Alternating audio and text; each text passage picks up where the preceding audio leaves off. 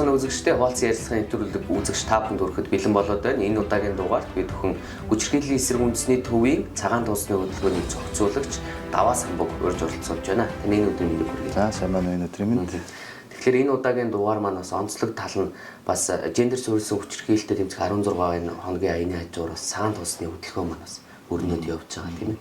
Тэгэхээр ерөнхийдөө таны хувьд бол бас энэ цагаан туусны хөтөлбөрийг бас сүүлийн 3-4 жилийн хувьд бас ингэж удирдан зохион байгуулж үндэсний хэмжээнд бас ингэж зохион байгуулсан үнэд бас бид бүхэн онцолж бас оруулж байгаа тийм.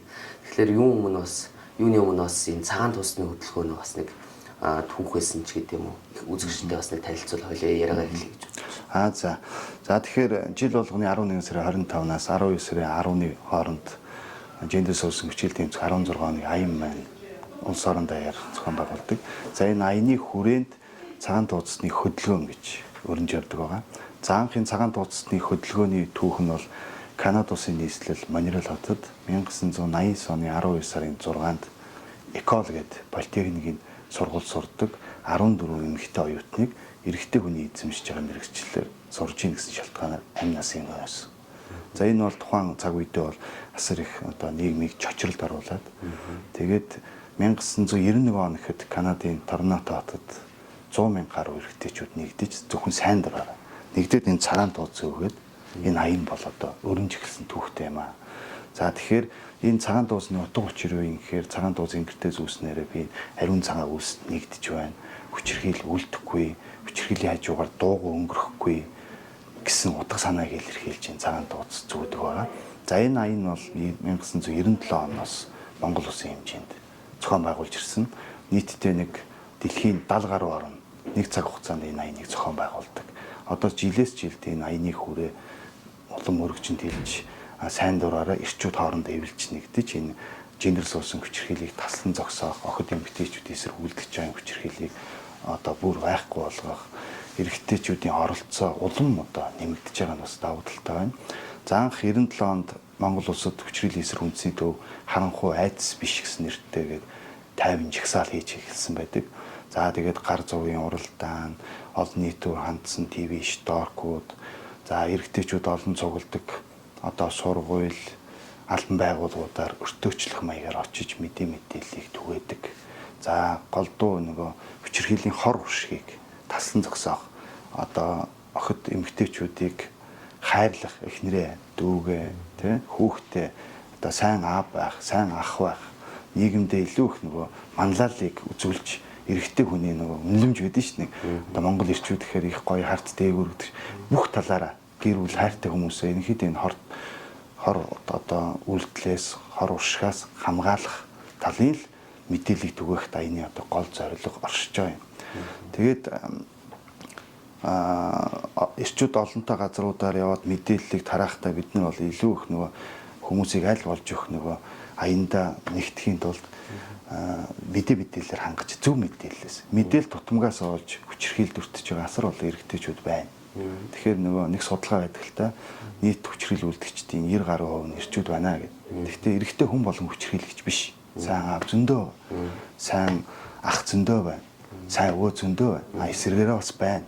Гэхдээ альва зүйлийг буруу, тийм, ийм гэхээс илүүтэйгээр аль болох мэдээллийг зөв түгээж нийгэмд зөв хүн байх, зөв үйлдэлтэй байх, өөрийгөө зөв авч явах талаар нь л илүү их мэдээллээр хангахыг хичээдэг. Гэхдээ цаг үеэ дагаад эрчүүдийн хандлага өөрчлөгдөж байна. Мундаг залуучууд аягүй их байна. Одоо жишээлбэл хүчирхийлэл хажуу талын айлд нэг хүчирхийллийн тохиолдлууд явагдчихлаа гэхэд юу гэдэг цагдаа дууддаг ч юм уу, нэг бол хаалгын ядаж боломжгүй бол хаалгын цохоо цогтдаг ч юм уу.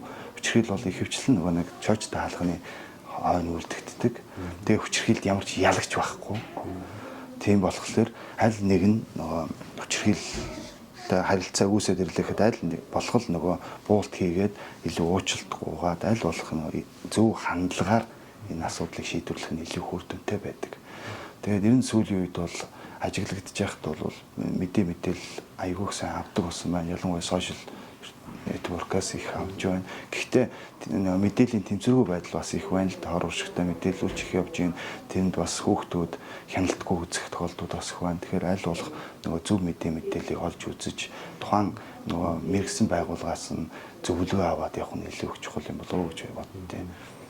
Тэгээд та бас сая нэг ярианда дурдлаа л дээ. Ер нь бол хүчирхийллийн одоо 89% нь эрэгтэйчүүд үлдээтэй байна гэдэг нэг статистик байна. Үн нь бол яг шууд утгаараа ойлгох юм бол бүх эрэгтэйчүүд одоо бараг 89% гэдэг чинь одоо нийгэмд бол ерөнхийдөө тэр чигээр эрэгтэйчүүд нь хүчирхийлэгч юм шиг тийм.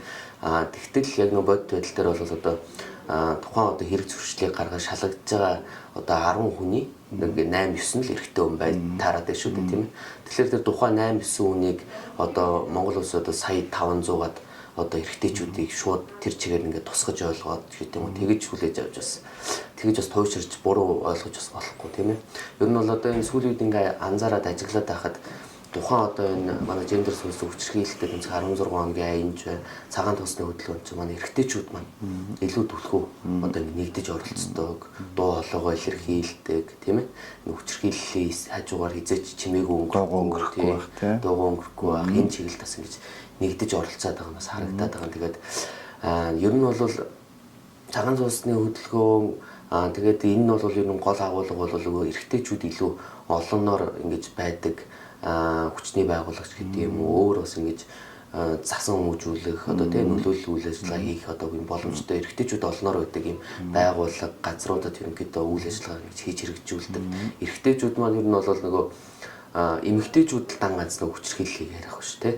Өнөөдөр бол эрэгтэйчүүд маань бас энэ охид эмэгтэйчүүдийн эсрэг үйлдэгч хүчирхийллийг тасан зогсооход бас энэ аяны өрөөнд бас нэгдэн бас ингээ олноороо оролцож байна. Энэ чиглэлд бас ерөнхийдөө сургалт нөлөөллийн ажлууд хэрхэн яаж явагддаг тийм.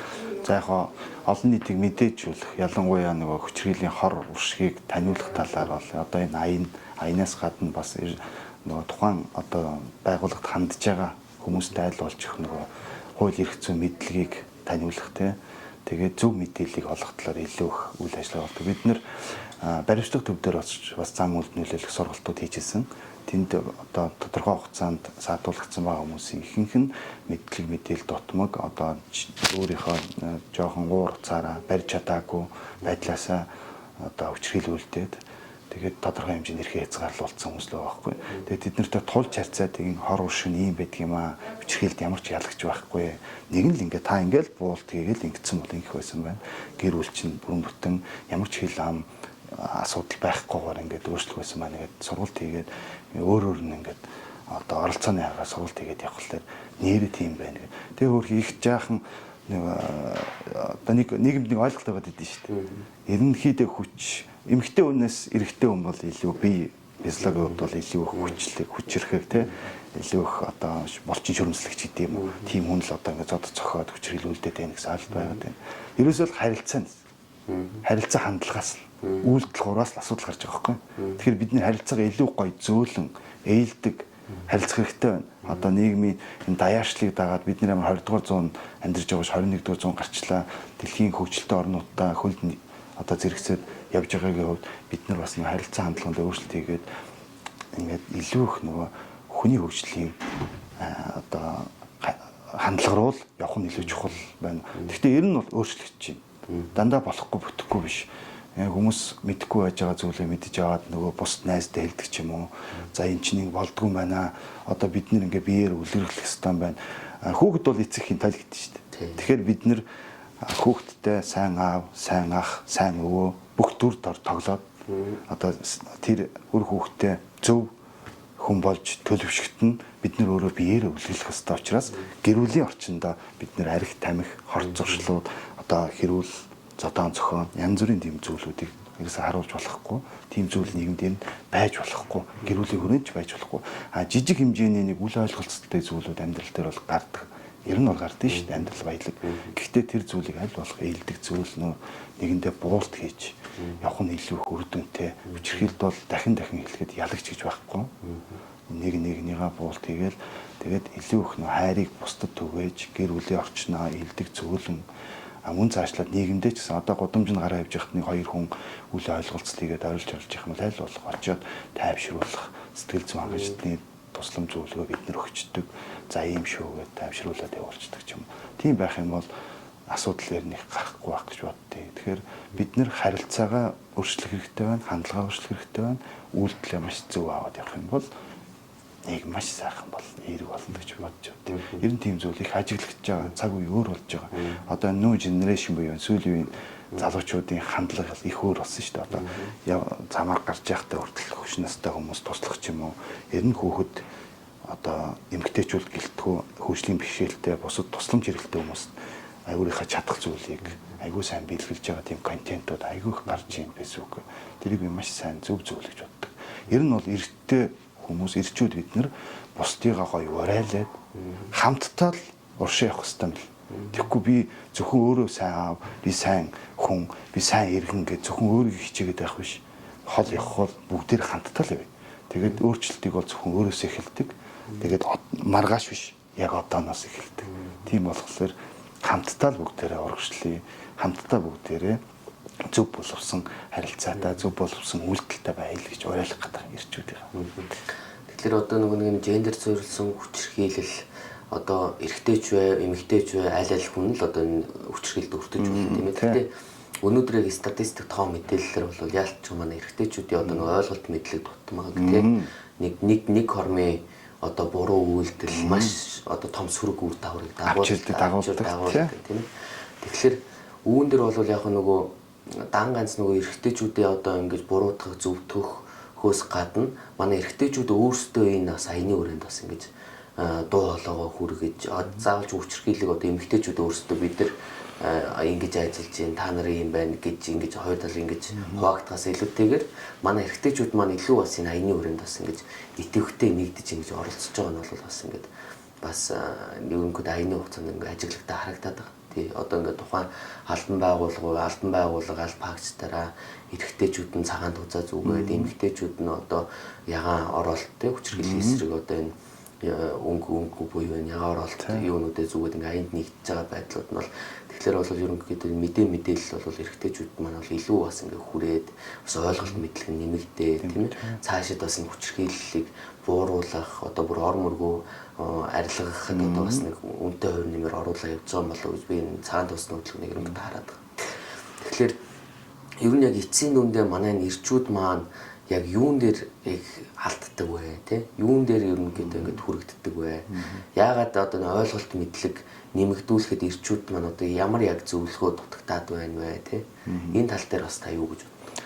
За тэгэхээр урд нь бол одоо юу гэдэг 4-5 жилийн өмнө энийг эхэлж яхад бол бид нэр ингээд очиод мэдээлэл төгөө явж яхад хүчирхийллийн тухай яхаж яах имэйгээл нэг бол маазраал энэ төр байдаг байсан. Сүүлийн үед бол тэр бол өөрчлөгдсөн мөлий. Хүмүүсийн хандлага өөр болж байна гэж би харсан. За ерөнхийдөө хүчирхийлэл гэхээр хүчирхийллийн суур шалтгаан нөлөөлж байгаа хүчин зүйлсийг хүмүүс яг халиад идэв гэж боддог. Одоо юу гэдэг архитэлт. Тэгээд одоо ажилгууд ч гэдэг юм нийгмийн эмзэг өрсөлдөөд байна шүү дээ. Эдгээр бол зөвхөн хүчирхийлэлд нөлөөлж байгаа хүчин зүйлс гэдэг. Хүчирхийлэл ерөөсөө суур шалтгаан нь эрх мэдлийн тэмцэрэг байтал. Би чиний дээр би юм байх хэвээр чи юм байх хэвээр гэл эрэгтэй эмэгтэй хоёр хүн одоо асуудал үүсгээд ирэхлээр л нөгөө хүчирхийл гэдэг хүчин л харил зүйлчин л гараад ирж байгаа байхгүй юу. Тэгэл нөгөө хил амаар доромжлох, нэгнийгаа гутаан доромжлох, арилга хашрах. За мөн цаашлаад нөгөө бие махбодын хүчирхийл үлдэх ч юм уу зодох зохих тий. Ийм зүйлүүд үсэл тэгэл ингээд асуудлууд хөврөөд явж байгаа. Даамжраад ингээд хөндрөөд тэгээд гэр бүл сална, тэн дундаас хохирогч нь хүүхэд болно. Эцэг гүйс чинь, их гүйс чинь тийм үү. Тэгэхээр эцэггүй ихгүй бүтэн хайрын дунд өсөөгүй хүн ямар хүн болох вэ бас хэцүү. Тэгэхээр ер нь бол гэр бүл бүрэн бүтэн байх хэвээр. Хүүхэд гэр бүлийн аз жаргал дунд л өсөж тарних хэвээр. Хайр амталж өссөн хүн бол хизээч муу хүн болохгүй. Нэг муу хүн сайн хүн гэсэн ойлголт байх гэдэг шүү дээ. Одоо нэгсэндээ хүчирхийлэл үлддэг, зоддог, цогтдог, арих дар суудаг ийм муу хүн. Нийгмийн хог шаарч гэх юм. Нэг ойлголт байсан. Тийм үү? Өмнөх үед. Эсэргээр нэг сургууль соёл төгссөн боловсралтай хүн бол сайн хүн гэсэн ойлголт. Одоо үед бол тэгэд бидний яах юм? Муу хүмүүс гээд тэднийг хаяад урагшаага яваад нөгөөдүүл нь яах юм гэдэг асуудал байна тийм. Тэр хамтдаа тэр хүмүүс өөрчлөе. Өөрчлөлийн тулд бидний яах ёстой юм? Зан үйлд нөлөөлье. Тэгэхээр би зөв яваад тэр найзаагаа за минь найзаад архитаар суухаа бойл ингэж болдгүй хор зуршлаа хай Ингээд та энэ сургалтанд суучих. Эсвэл ийм одоо юу гэдэг Facebook одоо юм хөгжсөн White Ribbon Movement Mongolia гэдэг Facebook-ийн хуудас байна. 16 хоногийн аяны бас 16 хоногийн аян Монгол гэдэг монголоор Facebook-ийн пэйж байж байна. Ороод ийм мэдээлэл ав. Одоо хүчирхийлэл гэдэг зүйл ийм хор уршигтай байдгийн шүү гэдэг талаар өөрөөгөө яриа өрнүүлээд бид нар бол эрэгтэйчүүд бол богино хугацаанд мэдээллийг айгүй гоё олцолж чаддаг шүү дээ. Гараад нэг жоох юм яриа зогсож явахдаа ч юм уу төр хүн авахта нэг бол билар тоглохдоо ч юм уу маш урдан тийм байлээ шүү. Манай нөгөө найз ингэж хэлээ шүү. Одоо ер нь нэгэд гадуур ажиллаад байгаа тийм их ярьдаг болсон юм. Маа найз жаахан тих гэдэг чи жаахан хэлээрээ өгшөө. Ингээд хэлчихвэл ингэж цаадах чинь жаахан арихтаа суух гэдэг жаахан асуудалтай болоод шүү. Айгүй их ярьдаг болсон байна. Би тийм автобусны буудлын дээр зогсож байхдаа ч малгаж байхдаа худалдааны төвд явж байхдаа нэг сонсож байна. Тэгэхээр тэр чинь санаа зовж штэ. Найзтай санаа зовж байна. Тийм болохоор тэр бас их одоо зүйл болж байна гэж би ажиглаа да. Тэгэхээр аль болж өгөх бид нар ямарваа нэгэн хүчирхийлэл гэдэг дээр хорд зүйлийг үлдэхгүй. Гэр бүлдээ маш аз жаргалтай ажиллаа хийж ирээ гэртээ ороод байхад гэрийн хаалгаар ороод байх миний хувийн орон зай өсөж шít. Бид энэ чинь хүүхдтэйгээ их нартайгаа инээгээд хоолоо хийж идээд гоё амьдралынхаа юм яриад аз жаргалтай л бай. Хаалганы гадна бол яг амьдрал өрнөдгөр өнөд ажил төрөл бүх зүйлээ зохицуулъя. Гэхдээ хажуутлын чи айлд хүчирхийлэл ямарваа нэгэн тохиолдол болж байхад бол дуугүй хизээч өнгөрч болохгүй. Ядаж боломжгүй бол хаалгын цохоод зогт. Тэр хүн цочоо авна шүү дээ. Магадгүй сандал бариад далааж ирсэн бол сандлаа тавьж чимээ авахд. Тэгээд нэг утаснууд байна шүү дээ 102 байна. Гэр бүлийн хүчирхийллийн талаар цагдаагийн нийслэлийн цагдаагийн газрын харьяа 107 гэдэг утас байж байна. 108 гэдэг хүүхдийн тусламжийн утас байна. Сүүлийн жилүүд бол энэ төрийн байгууллагууд аль болохын одоо байгууллагууд нэгдээд нэг зэг үйлчлэгийн төвүүд гэдэг ер нь бол энэ хүний эрхийг хангах талаар асар сайн ажиллаж байна. Нэг зэг үйлчлэгийн байгуулагчлаа, хүүхд хамгаалж байна, хүчирхийллийн хор уршигын талаар мэдээлж байна. Тэгэхээр дан ганц хүчирхийлэхээр эмэгтэй охтууд, эмэгтэйчүүд хүчирхийлэл өртөх биш. Ялгаахгүй эрэгтэй хүн хүчирхийлэл бас өртөж л байгаа. Тодорхой нэгэн байдлаар сэтгэл санаа болон биеийн махбодын эдийн засгийн ч гэдэм хүчирхийллийн бусад төлөвүүд адилхан л хүн юм чинь өртөж байгаа. Тэгэхээр тэрнээс гарахын тулд одоо сэтгэл санаагаар унаал архитар суугаад улам доош явахгүй. Дадал хвшил нь буруу байгаа. Стрессээ тайлах байдал нь буруу байна. Тэгэхээр бид нэр стрессээ тайлах дадлыгаа зөв болгохын тулд сайхан ууланд алддаг ч юм уу, гоё спортоор хичээлдэг ч юм уу. Бас тэгж байгаа. Энэ сүүлийн үед бол залуучууд аягүй их спортоор хичээлж байна. Зааланд их очдог болсон байна. Хайкинг, аяллаа клубуд аягүй халахдаг болсон байна. Тэгэхээр дан болохгүй ш болж юм. Тэгэхээр бүгдээр олуулаа болъё. Энэ хорт зуршлыг талсан зогсооё. Мэдээлэлээр хангая. Сайн муу гэж ярихаас илүүтэйгээр зөв хүн бай. Зөв үйлдэлтэй бай гэдэг талаар нь л илүү их одоо ирчүүдээс уриалж байна. За. Тэгэхээр та бүхэн ерөнхийдөө ярилцах хугацаа өндөрлж байна. Тэгээ ерөнхийдөө энэ удаагийн нэвтрүүлэгтээ ер нь юуг онцлохыг хүссэн гэхээр ер нь бол энэ хүчирхийлэл үлдэж байгаа ингээд хувь статистик байдлаар харах юм бол өнөөдөр манай эрэгтэйчүүд маань ингээд давмгаалаад байна. Тэгэхээр ингээд нийгэмд одоо ингээд харагдаж байгаа шууд утгаараа ингээд харагдаж байгаа байдлаа бүх эрэгтэйчүүд ингээд хүчирхийлэгч юм шиг тий. Тэгээ ингээд хүчирхийлэгч яага буруу дадал хвшилтэй ингээд амьдардаг ингээд иймэрхүү байдалтай харагдаад байгаа. Гэхдээ бас энэ өнөөгийн нийгэмд бол яг энэхүү одоо байдал маань өөрчлөгдөөд эрэгтэйчүүд маань юм аянд одоо ингэж байгууллага хамт олон хувь хүн найз нөхдөөрөө идэвхтэй нэгдэж ажилдаг болж байна. Энэ одоо нийгмийг бас ингэж соёнгийгэрүүлэх сайн сайхан байдал руу хөтлөхөд бас эрэгтэйчүүдийн маань үүрэг оролцоо бас байгаа шүү гэдгийг бас үзэгчтэй бас ингэж таниулах сурчлага бас мөн одоо энэ хүн та бүхэн нэвтрүүлгийг үзэж байгаа эрэгтэйчүүдтэй хандж хэлэхэд бас энэ аяны үрээнд та бүхэн бас энэ гэгэн цагаан ариун үлсд одоо нэгдэх тийм энэ цагаан туусны хөдөлгөөн гендер сүрс хүчирхийлэлт тэмцэх 16 хоногийн аян гэж юу ямар аян ингэ яваад байгаа юм бэ? Ирчүүд яагаад энийг нэгдэж ажиллаад байгаа юм бэ гэдэг мэдээллийг бас сошиал ингээ хаягаар авах бүрэн боломжтой. Тийм. Тэгээд одоо та бүхэн ерөнхийдөө ярилцах хугацаа маань өндөрлж байна. Тэгэхээр би танд нөгөө сүүлийн асуултаа ерөнхийдөө одоо бусад ирчүүдтэй хандаж юуг уриалмаар байна тийм. Хойлоо бас аяныхаа хүрээнд одоо яг энэ бусад одоо бүх одоо үзэж байгаа нийт ирчүүдтэй бас уриалга төвшүүлээд хоёул яриаг өндөрлөе. За тийм. За тэгэхээр аян бол мэдээч сүүл би ярьсан урд нь бол бид нар өртөөчилж ингэж явд мэдээллийг тараадаг гэсэн бол сүүлийн хэдэн жилүүдэд бол төрийн байгууллагууд, засгийн газрын агентлагууд үндэсний хэмжээнд кампанид ажиллаад гоё өрнүүлдэг болсон болохоор илүү их мэдээллүүд тарж ийн, үндэсний хэмжээнд бүх газрууд мэдээлэл авж ийн, мэрэгчлэнгээрээ дамжуулаад за тэгээд тэр байгууллагууд чинь цаашаага нөлөөллийн ажлууд хийж ийн, сургалтанд бас шингээгээд явж байна. Энэ бол их зөв сайн зүйл болж байна гэж бодож байна. За тэгээд бас энэ аяны хүрээнд бидний хамгийн гол зорилго юу гэхээр эрчүүд элийг татаж оруулъя. Түрүү ярьлаа ш хоёлаа нэг тоо барим. Гэхдээ тэр бол нөгөө тоо баримт хүн болгон мэдээж эрэгтэй хүн болгон хүчрхийлүүлдэг. Сайн аав, сайн ах, сайн өө зөндөө байгаа. Гэтэ бүгдээрээ л тийм олоолаа болъё. Тэгэхээр эрчүүдийн ууж юу бай. Монгол эр хүний нэг гоё жудаг гэдэг шүү дээ. Сайхан уулын орой хараад. Тэгэхээр тийм гоё үлгэр үзүүлэхийн тулд өөрсдөө их зөв үйлдэлтэй, бусдыгаа хайрладаг, инхрийлдэг бай. Тэгээ хайр амталж өссөн хүн бол хизээч муу хүн болохгүй. Тэгэхээр бид нэр эцэг эхчүүд бид нэр хөр хүүхдийнхээ толин учраас өр хүүхд гэр бүлийнхээ орчинд зөв үйлдэлтэй, зөв одоо үг яриа хэлдэг, хоорондоо зөв харилцаатай, зөв дадал хвшил. Тий. Дадал твшилтэй бай. Тэгээд жин дарах хүчийг олон болгоё. Тэгэхээр олон ирчүүд эдгээр нэгдмээр байна. Тэгээд Facebook-ийн нөгөө сувгууд байна. White Ribbon Movement Mongolia гэдэг цагаан тусны аян Монгол тэгээд хөдөлгөөн байгаа. Тэр аян Facebook-оор ороод нэгдэж болж байна. За бас хүчрхийлээс төвийн сайн дурын ажилтнаар иж бүртгүүлээд мэдээлэл аваад бусд найзтай төвийг нээлттэй байж байна. Энд бид нэр мэдээлэлээр хангаад бошуур, тараах материал, цагаан тууз тэ зүйлүүд байна. Ер нь тэгээд бүгдээрээ олуулаа болоод зөв үйлдэлтэй, зөв одоо үг яриатай, хайрыг бусдад түгээсэн сайхан орчин, сайхан ирээдүг одоо бий болохын тулд Хүчрхийлэлгүй ирээдүй. яг зөв хүчрхийлэлгүй ирээдүг, хүчрхийлэлд ямар ч ялагч гэж байхгүй. Тийм болохоор жижигхэн зүйл ч гэсэн буулт хийгээд өчөөрөө тэглээгээд муудах, ямар дараатах зүйл бол байхгүй. Эрэгтэй хүн хог аяхаар хэмар дараатдаг гэж нэг хэсэг ярьдаг байсан. Нөгөө өнгөрсөн нэг одоо юу гэдэг өнгөрсөн үе гэж ярих биш. Нөгөө хүмүүсийн нөгөө буруу хандлага байгаад байна шүү дээ. Тийм мэдээлэл татмаг байдал. Батирхаад үе эцгийн хэрэгтэй усны хандлагын зүйлүүд байгаад байна. Одоо бол шинэ үе, эрен үе өөр болсон. Яг адилхан. Яага хоол хийж болохгүй. Бүх юм гэрээ цэвэрлэн, хоолоо хийн, хүүхдээ асарна, шалаа угаана. Адилхан хүн юм чинь.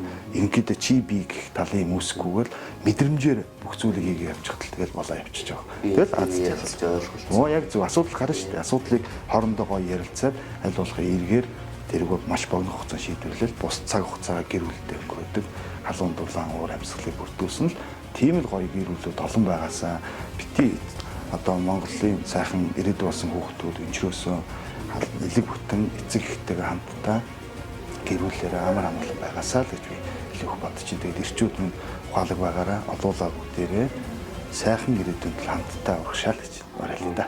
За баярлалаа. Өнөөдрийн дугаарт үзэгчдээ хүчрхийллийн эсрэг үндэсний төвийн цагаан тусны хөдөлгөөнийг зохицуулагч Даваас хамбаа оролцлоо. Манай нэвтрүүлгийн урилгыг хүлээн авч оролцсон танд баярлалаа. За баярлалаа. За.